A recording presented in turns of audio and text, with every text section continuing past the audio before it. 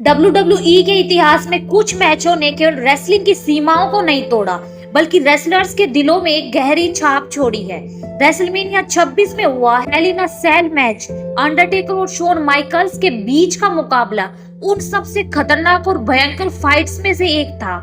यह सिर्फ एक साधारण मैच नहीं था, बल्कि यह एक आत्मा से जूझने की लड़ाई थी, जहां सम्मान, स्वाभिमान और करियर सब कुछ दांव पर था।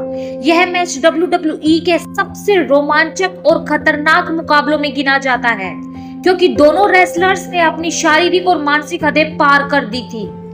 शोन माइकल्स WWE के इतिहास में सबसे बड़े और शानदार रेसलर्स में से एक थे।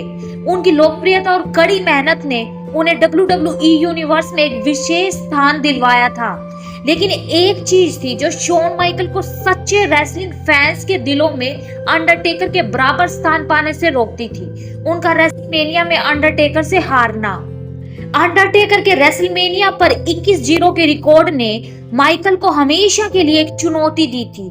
शोन माइकल्स ने इस रिकॉर्ड को तोड़ने का प्रण लिया और WWE इतिहास के सबसे बड़े मुकाबले में अंडरटेकर से लड़ने का फैसला किया। इससे पहले भी शोन माइकल ने अंडरटेकर से रेसलमेनिया 25 में मुकाबला किया था, लेकिन वह उस मैच में हार गए थे। हार के बाद शोन माइकल का मन भारी था और उन्हें यह एहसास हो गया कि केवल एक ही मौका था जिससे वह अंडरटेकर के रिकॉर्ड को तोड़ सकते थे, हेल इन अ सेल मैच। रेसलमेनिया 26 में अंडरटेकर और शोन माइकल के बीच का मुकाबला दुनिया के सबसे खतरनाक और डरावने मैचों में से एक था, हेल इन अ सेल। इस मैच में न सिर्फ रिंग के अंदर की लड़ाई थी, बल्कि रेसलर्स ने अपने शरीर और आत्मा की पूरी ताकत इस मैच में झोंक दी। मुकाबला शुरू होते ही शोन माइकल्स ने अंडरटेकर पर कड़ी मेहनत और स्मार्टनेस का इस्तेमाल किया। उन्होंने अंडरटेकर को जल्दी से अपनी रणनीतियों में फंसाने की कोशिश की, लेकिन अंडरटेकर के भयंकर ताकत और अनुभव ने माइकल को परेशानी में डाल दिया। माइकल ने कुछ समय के लिए अंडरटेकर को बैक फुट पर किया, लेकिन फिर भी हेल इन अ सेल की बुरी स्थिति ने रिंग के बाहर भी लड़ाई को और भी खतरनाक बना दिया। अंडरटेकर ने शोन माइकल को सेल के बाहर धक्का दे दिया और फिर स्टील चेयर का इस्तेमाल किया।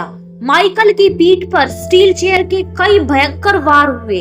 इसके बाद अंडरटेकर ने चोक स्लैम मारकर शोन को रिंग के कोने में पटक दिया, लेकिन शोन माइकल्स ने हार नहीं मानी और अपनी तरफ से पलटवार किया। मैच के दौरान हेल इन अ सेल के अंदर कोई भी हथियार उपयोग में लाया जा सकता था और दोनों रेसलर्स ने इसका पूरी तरह से फायदा उठाया। अंडरटेकर ने शोन माइकल को कई बार स्टील स्टेप से मारा और फिर लैडर का इस्तेमाल किया, लेकिन शोन माइकल्स भी पीछे नहीं थे। उन्होंने टेबल को रिंग के अंदर लाकर अंडरटेकर को उस पर पटक दिया। लेकिन यह हथियारों का खेल सिर्फ शारीरिक नुकसान तक नहीं था, यह मनोवैज्ञानिक युद्ध भी था। शोन माइकल ने अंडरटेकर को बार बार चुनौती दी कि वह उसे खत्म कर दे, ताकि वह अपनी हार को पूरी तरह से स्वीकार कर सके। इसने अंडरटेकर को और भी खतरनाक बना दिया। मैच के अंतिम क्षणों में दोनों रेसलर्स अपनी पूरी ताकत लगा चुके थे।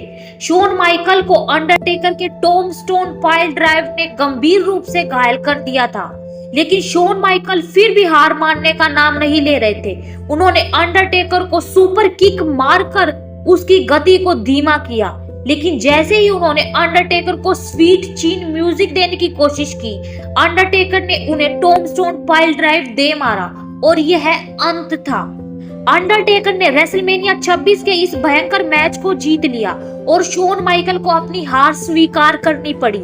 इसके बाद अंडरटेकर ने शोन माइकल के करियर को खत्म करने का फैसला किया और उन्हें इस मैच के बाद से रिटायरमेंट की ओर भेज दिया। यह मुकाबला सिर्फ WWE के सबसे खतरनाक मैचों में से एक नहीं था, बल्कि यह एक लड़ाई थी जिसमें दोनों रेसलर्स ने अपनी पूरी आत्मा को झोंक दिया। यह साबित करता है कि जब सम्मान और आत्मा दांव पर हो तो कोई भी लड़ाई सिर्फ शारीरिक नहीं रहती,